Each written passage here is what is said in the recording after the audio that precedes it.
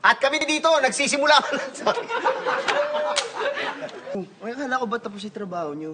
Ha? Eh, sino mo sa trabaho? Sorry, isa pa. Akala ko ba tapos na yung trabaho nyo? Sino mo yung sabi Uy.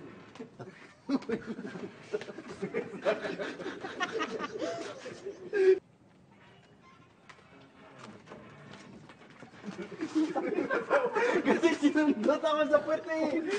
Pare, asawa ko eh. Ewan ko ba? Ano nga ba yun? Sorry. Ibig kong sabihin, ganyan yung tsura mo eh.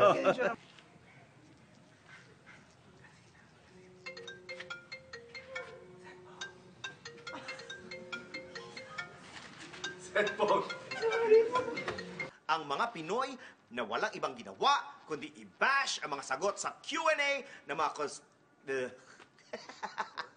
contestant. Oh, sige. Kaya kung may gusto kayo ipatira, ipagbagi... Sorry. Oh. 5,